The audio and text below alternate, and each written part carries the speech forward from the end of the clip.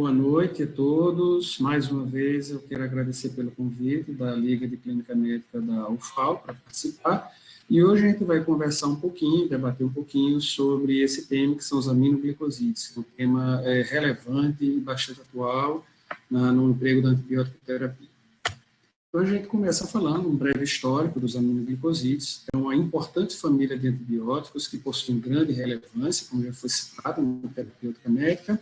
E a história dos aminoglicosídeos, ela começa em 1943, quando o pesquisador em questão, o Selman Waksman, ele descobriu que em cultivos de um fungo chamado Streptomyces griseus, obtinha-se uma substância chamada streptomicina, que veio a ser um marco no tratamento de algumas outras patologias, mas principalmente no tratamento da tuberculose. Era uma doença que graçava até aquela data sem nenhuma terapêutica específica e com uma casuística de mortalidade muito grande. Isso realmente foi um marco muito importante na terapêutica da tuberculose.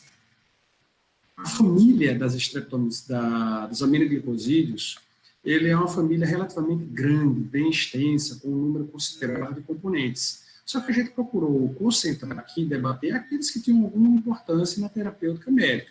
Então, a história dos aminoglicosídeos, ela começa, como já citei, em 1943, com a descoberta da streptomicina.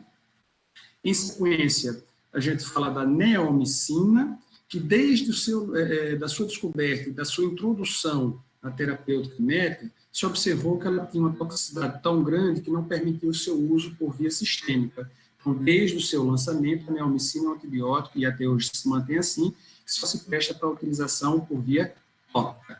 E aí, em 1963, nós tivemos a gentamicina, foi obtida a gentamicina, e já apresentou uma tolerância, ela não deixa de ter sua toxicidade, mas numa proporção muito menor do que a neomicina. Isso possibilitou a sua utilização por via sistêmica, além do que ocorreu uma ampliação do espectro antibacteriano, o que só melhorou a sua utilização. A tobramicina veio em 68, até aqui nós falamos de aminoglicosídeos naturais, eles são obtidos naturalmente em cultivos de fungos. Vamos agora abordar os chamados aminoglicosídeos semissintéticos. Da canamicina, que é um aminoglicosídeo natural, mas que não teve uma relevância nem uma importância muito grande no seu uso na terapêutica médica, mas dela se obteve sinteticamente, modificação da sua molécula inicial, se obteve em 1972 a amicacina, que até pouco tempo atrás ocupava o posto, vamos dizer, do melhor dos aminoglicosídeos. Posto esse que foi assumido há 2 anos atrás pelo mais novo aminoglicosídeo da família, que é a pazomicina, que foi incorporada à nossa arsenal terapêutico em 2018, e ele é derivado de outro aminoglicosídeo natural, que também não teve uma importância relevante, mas a partir dele se obteve a plasmomicina, que é o que nós temos de melhor e mais novo com relação a essa família de antimicrobiano. Bom, vamos abordar agora um pouquinho sobre o mecanismo de ação dos aminoglicosídeos, que é comum a todos os membros da família, e eles interferem no processo de síntese proteica, que são vitais às células bacterianas. Então, destaca aqui os aminoglicosídeos, e eles vão atuar especificamente sobre a chamada subfração 30S do ribossomo, da mesma forma que atuam, por exemplo, as tetraciclinas. A gente sabe que todas as tetraciclinas, a família da tetraciclina, eles são antibióticos que paralisam a síntese proteica, por conseguinte, eles paralisam o processo de multiplicação da bactéria. Então, eles são antibióticos bacteriostáticos. Então, num primeiro momento, a gente pode supor que se o aminoglicosídeo atua especificamente no mesmo sítio do ribossomo, ele também seria um antibiótico bacteriostático, mas não é. Os aminoglicosídeos são antibióticos bactericidas. Daí a importância da gente conhecer um pouco mais a fundo o comportamento, o mecanismo de ação deles, porque isso poderia levar a uma confusão entre mecanismos de ação. A despeito deles atuarem no mesmo sítio, na mesma localização das tetraciclinas, na subunidade 30S do ribossomo, eles atuam de uma forma diferente.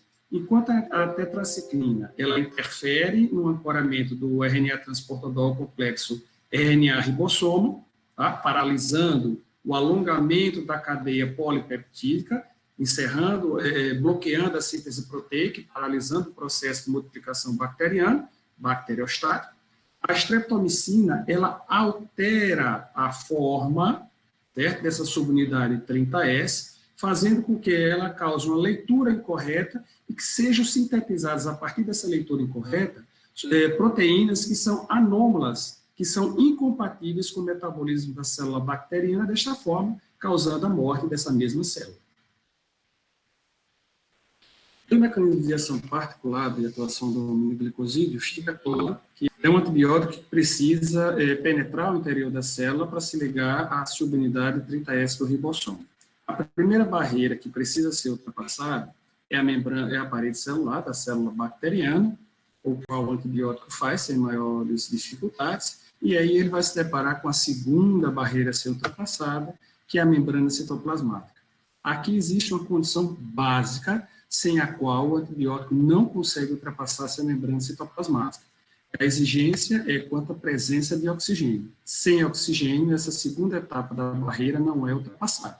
Então, com a presença do oxigênio, finalmente o antibiótico penetra no interior da célula e finalmente vai se ligar à subunidade 30S do ribossomo, causando assim seus efeitos de eliminação da vida da célula bacteriana. Então, com base no que nós já vimos aqui, a gente já consegue antever duas situações que são básicas para que o antibiótico consiga atuar. A primeira é com relação à presença de oxigênio. Então, o antibiótico ele não atua em situação de anaerobiose. Então, qualquer bactéria que esteja em meio anaeróbico, as bactérias anaeróbias, elas são naturalmente insensíveis aos aminoglicosídeos. Não é questão de resistência. Resistência é aquele fenômeno que uma bactéria tinha sensibilidade ao antibiótico e perdeu no processo evolutivo da mesma. Aqui não. Sempre todas as bactérias anaeróbicas elas foram insensíveis naturalmente aos aminoglicosídeos. E a segunda situação que a gente demanda com relação a essas capacidades de penetração do aminoglicosídeo no interior da célula bacteriana, a sinergia dos aminoglicosídeos com outros antibióticos que atuam sobre o processo de formação da parede celular, os chamados antibióticos bactericidas de parede. Então, a gente destaca um exemplo aqui da ampicilina, que é um beta-lactamo, que, como todo beta-lactamo, é um antibiótico que atua sobre a síntese da parede celular da bactéria. Então, em algumas situações em que você associa o aminoglicosídeo com um beta-lactamo, a ampicilina aqui em questão, mesmo que a ampicilina, ela sozinha, não consiga levar à morte da célula bacteriana, mas a alteração que ela causa nessa parede celular já propicia uma maior penetração do aminoglicosídeo, que vai chegar a níveis bem mais elevados no interior da célula. Então, isso aqui é uma sinergia verdadeira entre aminoglicosídeos e antibióticos bactericidas de parede. Falamos agora um pouquinho com relação à resistência. Existem 3 mecanismos de resistência bacteriana aos aminoglicosídeos. O primeiro é a impermeabilidade da parede celular, a gente acabou de falar, que é imperioso que o antibiótico penetra no interior da célula, e outro seria a mudança no sítio de ligação do aminoglicosídeo com a subunidade 30S do ribossomo. Esses 2 mecanismos, eles não têm uma importância muito grande, porque eles demandam que haja uma mutação genética. A bactéria precisa modificar o seu próprio material genético para que ocorra a instalação desses 2 mecanismos de resistência. O que tem maior importância com relação à resistência bacteriana aos aminoglicosídeos é a chamada inativação enzimática, porque essa característica, ela não há necessidade que haja um processo de mutação genética do próprio material genético bacteriano. Essa informação, esse aprendizado, ele é transferido por plasmídio, que é aquele material genético extracromossomo, que fica boiando ali no citoplasma de uma determinada bactéria, e essa bactéria o transfere para a segunda bactéria aqui, que aprende, entre aspas, a codificar a produção dessas enzimas que vão causar a desnaturação dos aminoglicosídeos. Então, esse é o mecanismo mais importante com relação à resistência aos aminoglicosídeos. Se conhece hoje aproximadamente um grupo de 8 enzimas que desnaturam, que inativam os aminoglicosídeos. Desta forma, esse é o mecanismo mais importante com relação à resistência bacteriana a esses antibióticos. Farmacocinética, o comportamento farmacocinético é semelhante a todos os componentes da família. São antibióticos de alta hidrossolubilidade. Qualquer droga que queira ser administrada por via parenteral, ela precisa ter uma grande solubilidade à água, seja por via parenteral intramuscular ou por via parenteral endovenosa. São antibióticos que têm metabolização insignificante. Então, quando a gente fala isso, a gente diz que o antibiótico não tem praticamente nenhuma metabolização. Isso eu quero dizer que eu posso administrar esse antibiótico com segurança num paciente que tem algum grau de moderada a grave de insuficiência hepática, porque o antibiótico não vai se acumular por deixar de ser metabolizado para ser eliminado. Esses antibióticos não precisam de metabolização, eles não sofrem metabolização ou sofrem de maneira muito pequena. A eliminação é praticamente, exclusivamente renal. 99% do antibiótico é eliminado por via renal em atividade. Somente 1% do antibiótico é eliminado pela via salivar fecal. Então, é um nível desprezível. Mais uma vez, a gente tira aqui a informação de que, diante de um paciente com insuficiência hepática, eu não vou ter nenhum problema e nenhum acúmulo do antimicrobiano. Já ao contrário, se eu tiver um paciente com insuficiência renal, aí sim eu vou ter problemas e acúmulos, e você vai ou precisar demandar de cálculos, regras, algumas formulações, fazer cálculos para você diminuir a dose adequada de acordo com a função renal de cada paciente, ou que muitas vezes é o mais prático, é você substituir esse antibiótico por outro. Vias de administração dos aminoglicosídeos, a gente tem um antibiótico, ele pode ser utilizado pela via tópica, ele pode ser utilizado pela via oral, e aí são indicações muito pontuais, muito pouco usadas, em situações muito específicas. E quando o antibiótico é administrado pela via oral, praticamente nada dele é absorvido. Somente 1% do que você administrar por via oral vai ser absorvido. Mas essas situações pontuais que demandam a utilização do antibiótico por via oral, é exatamente essa característica que se busca quando você usa esse tipo de antibiótico por essa via de administração. Na maior parte das vezes, esses antibióticos são usados por via parenteral. E aí a gente pode usar por via parenteral intramuscular ou por via parenteral endovenosa. Por via parenteral intramuscular, são antibióticos que vão ter uma boa absorção, níveis séricos máximos alcançados em torno de 30 minutos até 90 minutos. A via parenteral endovenosa, a maioria dos autores, eles falam que se adote critérios para você utilizar por essa via de administração. Porque a via endovenosa é aquela que seja a incidência maior de efeitos colaterais, de efeitos adversos. Então, eles pedem que se sigam alguns critérios. Quando você tiver uma inadequação da administração por via parenteral intramuscular, em situações de pacientes com caquexia importante, onde você praticamente não tem um grupo muscular para administração, em pacientes grandes queimados, onde também essa via fica prejudicada, pacientes que têm trombocitopenia, qualquer paciente trombocitopênico, a via intramuscular deve ser evitada, porque você pode levar à formação de abscesso por essa aplicação. E a outra é que só se opte pela via endovenosa em casos de infecções graves. Mas quando a gente para analisar, qual a indicação hoje de você usar o aminoglicosídeo que não seja uma infecção grave? Então, no fim, a maioria das administrações realmente são feitas por via endovenosa, mesmo utilizando esses critérios. Agora, o que se pede nessa situação é que se façam diluições, que não se administre a droga sem nenhuma diluição e que o tempo que esse antibiótico, que essa diluição vai correr, seja de pelo menos de 15 a 30 minutos, buscando com essas medidas diminuir a ocorrência dos efeitos adversos. Após você fazer essa administração, a distribuição do antibiótico, ele vai ter uma boa distribuição tecidual, determinando níveis terapêuticos no baço, líquido sinovial, espaço intersticial, e ele tem uma altíssima concentração em tecido renal, que chega a ser de 10 a 50 vezes maior do que a concentração sérica. Muitos autores até falam que o rim funcionaria como uma espécie de armazém do aminoglicosídeo. E aí eles concentrariam inicialmente grandemente no rim, e à medida que sua concentração sérica fosse caindo, essa concentração renal ela seria remobilizada de volta para a corrente sanguínea, mantendo assim os níveis estáveis do antibiótico na via sanguínea. Ele consegue também determinar níveis terapêuticos no pulmão, no fígado, atravessa com dificuldade e de maneira irregular a barreira hematoencefálica, o que limita a sua utilização em processos inflamatórios do sistema nervoso central.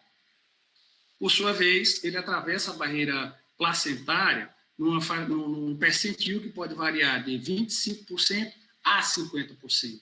Isso faz com que essa concentração já possa causar efeitos deletérios no concepto. Por isso que é uma droga classificada para gestante pelo FDA na classificação D. Eles que apresentam grande risco e só se usa em caso de extrema necessidade. Bom, com relação aos efeitos adversos, ninguém quer ser reconhecido pelos seus defeitos. Todos nós queremos ser lembrados pelas nossas qualidades, apesar de todos termos defeito. Mas a gente prefere ser lembrado pelas nossas qualidades, né?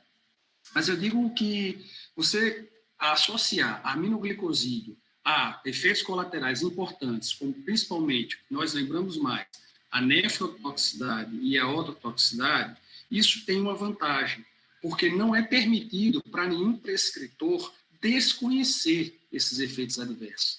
E aí você busca utilizar a droga, primeiro, com critérios, e segundo, acompanhando o seu paciente, para que você vislumbre desde o início se existe a ocorrência desses efeitos adversos ou não, e se existir, você imediatamente suspender a droga sob o risco de você causar lesões importantes no seu paciente.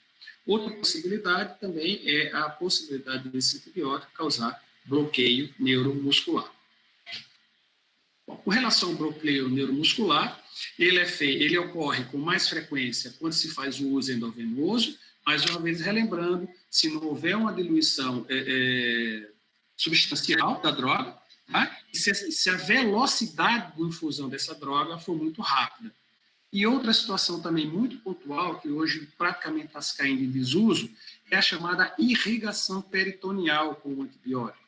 Isso acontecia, creio eu, que deve acontecer hoje com um número muito menor, quando você tinha cirurgias abertas de cavidade abdominal e se suspeitava que havia alguma contaminação na cavidade peritoneal, e o cirurgião muitas vezes abria uma ampola de aminoglicosídeo e fazia a irrigação desse peritônio. Tá? E aí a absorção era muito grande, de forma muito rápida, e poderia ensejar a ocorrência do bloqueio neuromuscular. Esse bloqueio neuromuscular, ele inibe a liberação pré-sináptica da acetilcolina e reduz a sua sensibilidade pós-sináptica. E na ocorrência dele, a terapêutica mais usual para combater esse tipo de situação é a infusão de gluconato de cálcio. Outra possibilidade de efeito adverso é a superinfecção, que é a supressão da flora microbiana residual, substituída por uma flora patógena. Então, a gente tem situações de mulheres que fazem uso de aminoglicosídeo e podem vir a aparecer com candidíase, que é um fungo que não vai responder ao aminoglicosídeo. Outra situação, que é um antibiótico que tem atuação sobre a flora coli. Essa flora coli pode ser diminuída, suprimida e substituída por uma outra flora. Aqui a gente tem uma colite chamada colite pseudomembranosa, que é por um Clostridium que não responde aos aminoglicosídeos. E aí você vai demandar aqui a introdução de outro antimicrobiano para resolver essa situação.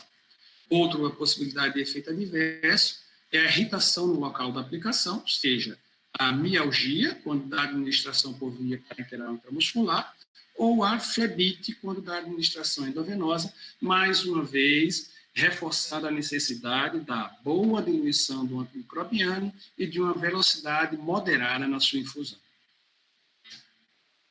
Com relação particularmente à nefrotoxicidade, a gente precisa conhecer os fatores de riscos para a ocorrência desse efeito adverso, que são relacionados ao paciente, relacionado ao próprio aminoglicosídeo ou relacionado a outras drogas ao qual ele esteja sendo associado. Então, pacientes que têm o maior risco de desenvolver nefrotoxicidade são os pacientes de maior idade, os idosos têm uma facilidade maior para desenvolver isso. Se o paciente já tiver uma doença renal prévia ou a situação de desidratação desse paciente. Então, eu preciso monitorar muito bem o paciente com relação à hidratação na hora que eu uso o antibiótico aminoglicosídeo. Outro ponto que precisa ser levado em consideração é a droga escolhida. Existem alguns componentes dos aminoglicosídeos que têm uma predileção pela lesão renal maior do que outros.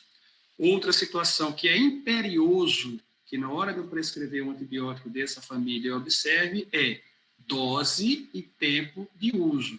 Então, nós precisamos ser muito rigorosos com relação à dose e o tempo que eu vou usar o antimicrobiano. Só para dar um exemplo, se eu pensar em fazer o uso de um antibiótico, digamos, beta-lactam, uma amoxicilina, por exemplo, na hora do cálculo, eu achar que o número que eu achar seja de uma criança que vai tomar em torno de 4,5 ml, eu não vou ter nenhum problema em arredondar essa dose para cima, porque é um antibiótico, do ponto de vista tóxico, inócuo, ele não causa toxicidade. Os beta-lactamos são desprovidos de toxicidade. Outra coisa que eu preciso observar também é o tempo de uso. Eu tenho que ter algum cuidado, um cuidado bem rigoroso com relação a esses dois aspectos. Outra situação que eu preciso estar atento é na hora de eu associar este aminoglicosídeo com outras drogas que são nefrotóxicas, reconhecidamente também nefrotóxicas. Então, os glicopeptídeos, anfotericina B, furosemida, clindamicina, cefalosporinas de maneira geral, e os contrastes iodados. Então, eu preciso estar atento a essas situações. Com relação ainda à nefrotoxicidade, é obrigatório que todo prescritor que iniciar uma terapêutica com aminoglicosídeo, ele acompanhe a função renal do seu paciente. Então, é sempre bom ter uma dosagem de escória prévia, no início do tratamento, e você fazendo dosagens sequenciais para que você observe ou não alguma elevação dessas escórias nitrogenadas que possam evidenciar uma possível lesão renal, e aí você começa a pensar na possibilidade de retirar esse antimicrobiano da terapêutica. A ototoxicidade, existem alguns componentes dessa família que têm uma predileção maior pelas células ciliadas, pelo aparelho coclear, e outros têm uma ligação, uma predileção maior pelo aparelho vestibular. Então, o que pode evidenciar para mim a ocorrência de lesão do 8º par craniano é um paciente que começa a se queixar de zumbidos, perdas auditivas, aquele paciente que pode iniciar um quadro de vertigens, náuseas e vômitos. Então, diante de situações e sinais e sintomas como esse, eu preciso estar atento à possibilidade de ototoxicidade. Aqui a gente tem um exemplo de uma situação, logicamente, se foi feito numa cobaia, um animal. A gente tem aqui o aparelho coclear desse animal, previamente, antes do uso do aminoglicosídeo. E você começa a fazer uso do aminoglicosídeo em doses um pouco acima do normal, do preconizado. Já começa a se perceber aqui uma certa desorganização dessas células ciliadas e o começo de uma rarefação dessas células ciliadas. O indivíduo vai começar a apresentar algumas queixas, notadamente com relação à acusia, à hipoacusia. E aí você mantém o uso da droga. No estado mais avançado, você já começa a perceber um desnudamento quase que completo, essa face lateral da cóclea, e se você não interromper o seu tratamento, ainda assim, insistir na terapêutica, você pode chegar a uma situação dessa, onde você tem um desnudamento praticamente completo desse aparelho coclear, um pequeno tufo de célula ciliada aqui. Isso aqui é surdez e é irreversível. Ei, você estudante, já está sabendo da novidade? O Jaleco está de cara nova. A plataforma foi totalmente reformulada e está com um visual mais intuitivo e moderno.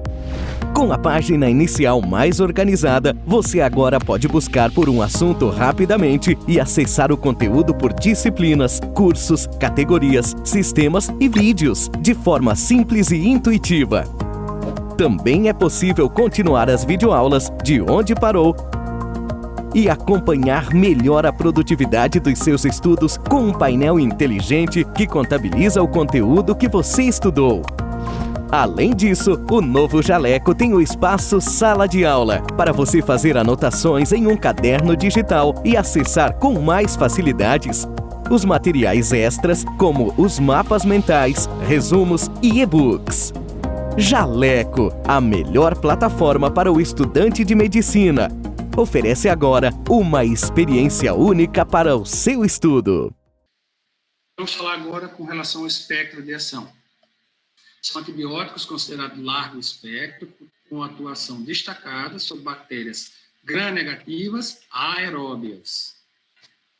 Então, são antibióticos que atuam sobre Salmonella, Escherichia coli, Klebsiella, Enterobacter, tem atuação boa sobre Providência, Morganella, Brucella e Neisseria. Tem uma atuação que merece destaque, é sua ação sobre a Pseudomonas aeruginosa, que é uma bactéria considerada um dos germes problemas, devido à agressividade dos processos infecciosos por ele causado e também devido ao perfil de multiresistência microbiana. Então, você pode lançar mão de um aminoglicosídeo e, devido à gravidade da infecção e a possibilidade de aparecimento de resistência, normalmente você vai combinar um aminoglicosídeo com um beta-lactâmico específico ou um carbapenêmico. Atuação sobre Mycobacterium tuberculosis, notadamente a streptomicina e a amicacina, mas as duas são usadas só em esquemas alternativos quando você tem falência do esquema básico ou intolerância do paciente a esse mesmo esquema básico. Staphylo aureus, e aqui eu estou falando logicamente do Staphylo aureus meticilino resistente, tá? Notadamente se for de ambiente nosocomial, se for de ambiente hospitalar, que é também junto com pseudomonas e outras bactérias como a Cinetobacter, Klebsiella pneumoniae, Carbapenemase, são antibióticos considerados germes problemas. E aqui você pode também lançar mão de um aminoglicosídeo tipo gentamicina ou amicacina, associado a um beta-lactâmico como a oxacilina ou a um glicopeptídeo como a vancomicina ou a teicoplanin. Se você optar pela segunda opção de associação, lembrar que os glicopeptídeos também são drogas potencialmente nefrotóxicas. Então, se você já tinha algum cuidado com relação ao rim desse paciente que está usando aminoglicosídeo, na hora que você associa com o glicopeptídeo, a sua atenção deve ser redobrada. Lembrando, mais uma vez, o que a gente já citou, que todos os anaeróbios são naturalmente insensíveis. Vamos abordar agora um pouquinho sobre cada um desses membros da família que a gente falou.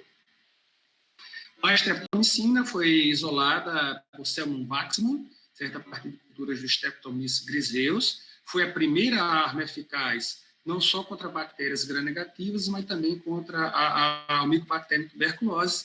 Foi um marco no tratamento da tuberculose, tanto que o seu descobridor foi ganhador do Prêmio Nobel de Medicina. Daí, tão importante foi o descobrimento e a introdução desse antimicrobiano na terapêutica da tuberculose. Ele compartilha com os demais membros as características gerais, mas merece um destaque a sua elevada ototoxicidade. A principal indicação hoje é como terapêutica alternativa na tuberculose pulmonar. Ela perdeu para outras drogas, certo? Posto de tratamento, por exemplo, de infecções causadas por bactérias gram-negativas. Nós já temos alternativas bem mais eficazes e muito menos, que propiciam um número muito menor de efeitos deletérios. A posologia para adulto é de 1 grama dia, para criança de 25 a 30 miligramas por quilo dia. Agora, nós falamos agora há pouco que é imperioso que a gente observe o tempo de uso dos aminoglicosídeos. Só que hoje, a streptomicina, na sua única indicação, praticamente sua única indicação, você tem que usar por um período alongado, que são de 6 meses. Então, a possibilidade de efeito adverso ocorrer nesse paciente é bem maior, e a gente tem que estar vigilante com relação ao aparecimento dessa situação. Gentamicina foi introduzida em 1963, é também um antibiótico natural, obtido em cultivos de um fungo, que é a Micronospora purpurea. É uma substância complexa, formada por 3 frações, a C1, C1A e C2, apresenta a mesma atividade farmacocinética já descrita para todo o grupo, nenhuma modificação, e ela tem uma boa indicação em infecções por bacilos gram-negativos, particularmente as infecções causadas pela pseudomonas, mais uma vez relembrando que não dá para você atuar numa infecção por pseudomonas com monodroga, normalmente a gentamicina vem associada a um beta-lactâmico. Quando eu falo beta-lactâmico, eu estou me referindo de terceira geração, cefalosporina de terceira geração para cima, nada abaixo disso, tá? Ou um carbapenêmico. Possibilidade de atuação ainda sobre Klebsiella, Providência e Morganella. Algumas situações que podem demandar do uso da gentamicina é a faceite ou celulite necrotizante determinada pela pseudomonas. dá para a gente observar que são lesões graves, que são lesões destrutivas e de uma velocidade de instalação muito grande. Então, a gente precisa realmente de um antibiótico que seja bastante atuante, normalmente uma associação de antibióticos que sejam bastante atuantes sobre esse tipo de bactéria. Nas meningites, a gentamicina pode ser usada. Então, vocês vão se perguntar que um pouco antes eu falei com relação à farmacocinética dos aminoglicosídeos, que tinha uma dificuldade em ultrapassar a barreira hematoencefálica e quando faziam com irregularidade. E como que eu estou falando agora que o antibiótico, a gentamicina, ela pode ser usada na meningite? Mas aí vamos às explicações. Primeiro, ela não tem indicação, a não ser meningite de recém-nato. Sair dessa idade, você não tem indicação de utilização da gentamicina. E a explicação para que você possa utilizar nessa faixa etária de idade, se for acometido por meningite, é que nessa faixa etária, a maior parte dos agentes causadores de meningite são enterobactérias, que são bactérias que normalmente são muito sensíveis à gentamicina. Outra situação que a gente conta, tá? Além dele vir associado com a ampicilina, que a gente já explicou o motivo dessa associação lá atrás, é a presença, certo, de um certo grau de imaturidade na barreira encefálica do recém-nato, contando ainda com a presença do processo inflamatório. Qualquer barreira, no caso a barreira hematoencefálica, que esteja inflamada, ela não tem a mesma capacidade que uma barreira hematoencefálica íntegra. Então, somado todas essas situações, ser enterobactéria, contato com a imaturidade da barreira hematoencefálica e, ainda assim, essa barreira hematoencefálica está acometida por um processo inflamatório, isso faz com que essa associação de aminoglicosídeo com ampicilina seja a primeira linha para tratamento de meningites dos recém-nascidos. A possibilidade ainda de uso tópico, sob a forma de colírios e pomadas oftálmicas, possibilidade ainda do uso de pomadas em situações de infecção de pele, quem tem um zoster, oftálmico com infecção secundária, tem uma boa indicação do uso da gentamicina nessas situações aqui explicitadas. Posologia da gentamicina, lembrando mais uma vez que é uma posologia que a gente chama de amarrada, você não se permite grandes variações com relação à droga, principalmente ultrapassar o limite máximo de utilização dela. Essa posologia seria de 3 a 5 miligramas por quilo dia, fracionada de 8 a 8 horas, em 3 tomadas diárias, de 12 em 12 horas, 2 tomadas diárias, ou se a situação clínica do paciente permitir, podendo até chegar à aplicação única diária. Passemos para o componente seguinte, que é a cobramicina.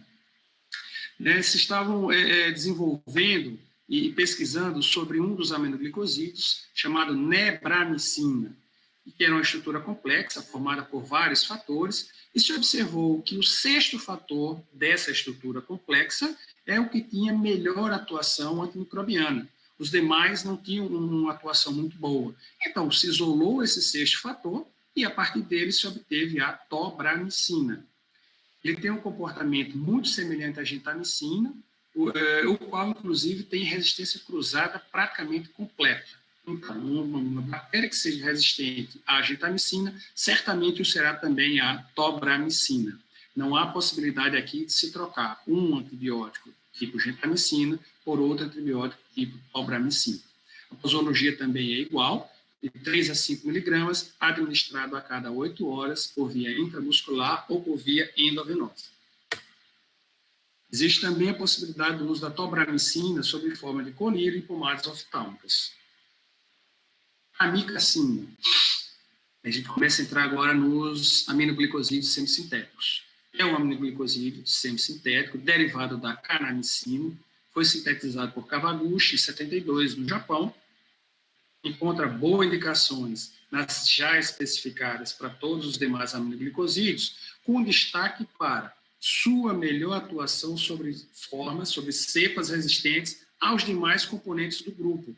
Lembrar que, quando eu falei de resistência bacteriana aos aminoglicosídeos, eu citei que a mais importante mecanismo de resistência é a inativação enzimática, e que existia um grupo de aproximadamente 8 enzimas que inativavam os aminoglicosídeos. Então, destas 8 enzimas, somente 2 inativam a amicacina. Então, aqui, certo, ele sofre uma menor inativação enzimática. Então, aquela situação que eu acabei de citar, se você tem um perfil de resistência à gentamicina, você não deve trocar pela tobramicina, porque lá a resistência é cruzada total, aqui não. Então, algumas situações em que você inicia a terapêutica com a gentamicina e você nota sinais de resistência, de falência de terapêutica, você está permitido a trocar pela amicacina devido à menor possibilidade dessa inativação enzimática. Então, aqui, essa troca é permitida.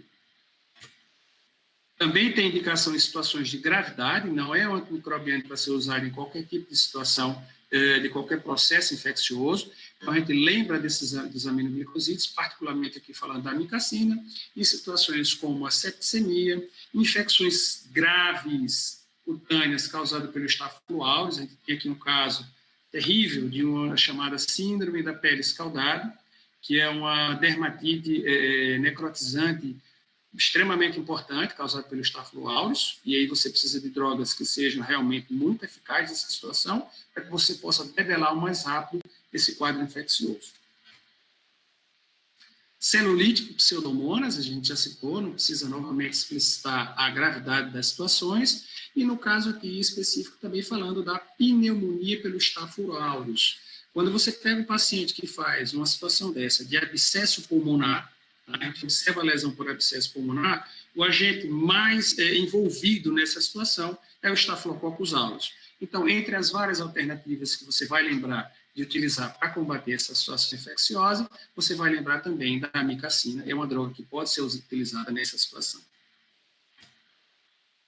Os efeitos colaterais e as limitações são as mesmas que já foram descritas para todos os componentes do grupo, destacando que ela tem uma farmacocinética bem mais vantajosa em relação aos demais. Então, é um antibiótico que eu vou fazer 15 miligramas por quilo por dia, parcelado em 2 tomadas, a cada 12 horas. Neomicina é um antibiótico, voltamos aqui aos antibióticos naturais, né? É obtida em culturas de um fungo, que é o Streptomyces fragilis. Ela veio em 1949, também é uma estrutura complexa, formada pelas frações A, B e C, sendo que a fração B é a fração que tem maior atividade antimicrobiana. Uma ação que merece destaque com relação à neomicina, que a gente não observa em nenhum dos outros aminoglicosídeos, até agora falado, é sua ação sobre Streptococcus. E é uma atuação muito boa para um antibiótico que só se utiliza por via tópica. Então, você tem a possibilidade de combater situações de infecção de pele superficiais, como impetigo, foliculite, onde você tem a suspeição do envolvimento do Streptococcus. Lembrando que o Streptococcus ele tem uma capacidade invasiva bem menor do que o Staphylococcus. Muitas vezes, quando a gente se depara com situações de infecção de pele mais aprofundada, como abscessos, então você leva, às vezes, a suspeição de que ali pode haver um Staphylococcus. Ao contrário de outras situações, como foliculite, impetigo, infecções mais superficiais, você pensa na possibilidade de Streptococcus e neomicina, que tem uma boa indicação. A gente já citou que, devido à sua acentuada nefroiotoxicidade, ele pode, se fosse utilizado por via parenteral, rapidamente determinar o surgimento de insuficiência renal e surdez irreversível. Ele só é utilizado por via tópica. Em situações muito pontuais, ele pode ser utilizado por via oral. É utilizado principalmente sob formas de pomadas, cremes, soluções tópicas e colírio. Tá? Na maioria dos pacientes, o nível de absorção dessa droga pela pele, às vezes por lesões pequenas, é mínimo. Então, a possibilidade de causar algum efeito adverso relacionado ao rim ou ao aparelho auditivo é muito pequena. Mas ter cuidado naqueles pacientes que têm uma área de desnudação de pele muito grande.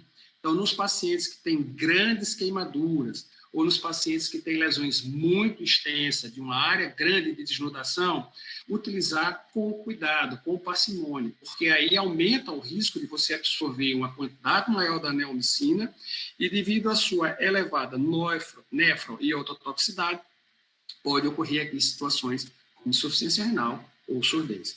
Fora essas situações de grandes queimadas de pacientes com lesões extensas, a possibilidade de ocorrer um efeito adverso é praticamente mínima. Pode ser utilizada por via oral em situação, como já citei, muito pontual, quando se faz preparo do cólon para a cirurgia. É um paciente que vai fazer a cirurgia e que vai haver necessidade de abertura do intestino, do colo, e aí o risco de contaminação é maior, você tenta, com a administração dessa droga, fazer uma redução da flora intestinal para que você minimize ou você mitigue a possibilidade dessa contaminação em parede, intracavidade abdominal. A dose recomendada nessa situação é de 100 mg por quilo, administrado uma vez ao dia. Passamos agora para o mais novo, mais recente, que se tem de melhor, mais contemporâneo dos aminoglicosídeos, que é a plazomicina. É um aminoglicosídeo semissintético de nova geração, é um chamado neoglicosídeo, aspiados, né? É um derivado semissintético da cizomicina, mantém as mesmas características da família. Essa droga, ela prometia, certo, uma coisa que seria inédita com relação aos aminoglicosídeos. Na sua fase de testes, enquanto ainda estava em fase de pré-lançamento, nos testes fase 2, fase 3, havia uma expectativa que ela não fosse nefro- e ototóxica. Infelizmente, essa expectativa caiu por terra. É uma droga que mantém ainda com todos os membros da família a capacidade de nefro- e ototoxicidade. Mas o que não deixa, o que mantém a nossa muito boa, agora digo não expectativa, mas a nossa muito boa surpresa com relação a essa droga, esse novo neoglicosídeo, são características do ponto de vista de atuação bacteriana que foi muito expandida. A plazomicina, ela tem um melhor farmacodinâmica, ela tem um menor índice de resistência e tem uma ampliação de espectro. Quando a gente abordou o assunto de macrolídeos, a gente citou a preocupação que todo prescritor de antibiótico tem com relação ao desenvolvimento de resistência bacteriana. Tá? De todos os fármacos que a indústria lança, o único que tem um prazo de validade, certo? Que perde a sua capacidade, que perde a sua potência com o passar dos anos, é o antimicrobiano, porque você começa a selecionar cepas que são resistentes, certo? E essas vão começando a aparecer em número cada vez maior. Então, é fácil para um antimicrobiano que foi lançado há 2 anos atrás, falar que ele tem um índice menor de resistência com relação a outros da mesma família que já estão em uso há mais de 20, 30, às vezes 40 anos. Né? Então, esse antimicrobiano ainda tem um índice de resistência pequeno. Como eu citei anteriormente, existia uma expectativa que ele não tivesse a capacidade, certo? Os efeitos indesejados dos antimicrobianos dos aminoglicosídeos, que é a nefrotoxicidade, a ototoxicidade e a possibilidade de bloqueio neuromuscular. Essas características, infelizmente, foram mantidas.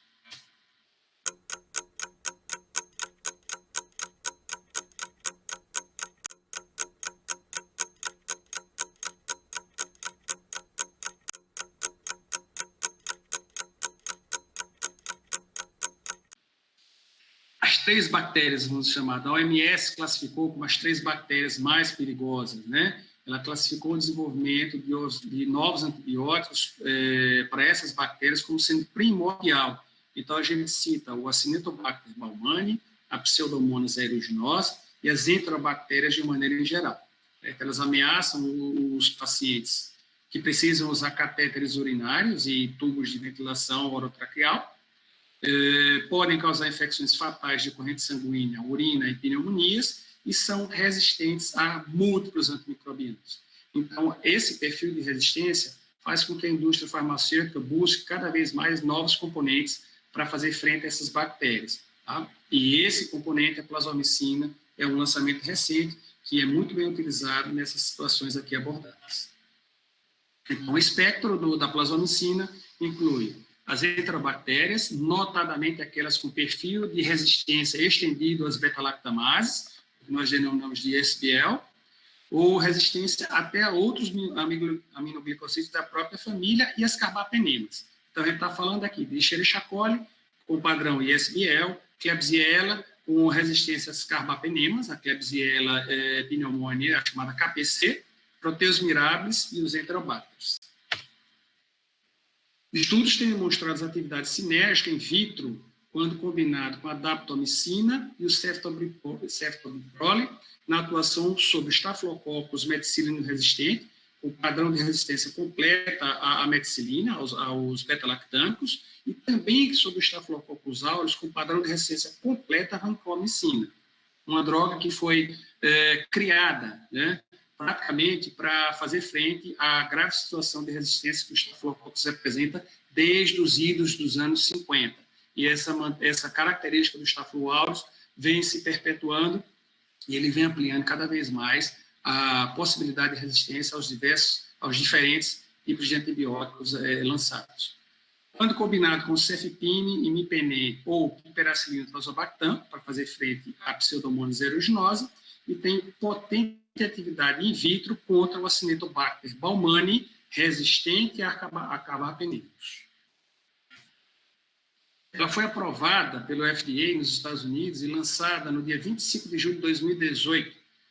Acabou de completar 2 anos, né, de utilização. Ela está indicada no momento, ela mantém a única indicação de infecções complicadas do trato urinário. A posologia de 15 mg por quilo, uma vez ao dia, infundido durante 30 ml em diluições em soro fisiológico a 0,9% ou solução de ringa lactato. E, em média, essa terapia dura por 7 dias.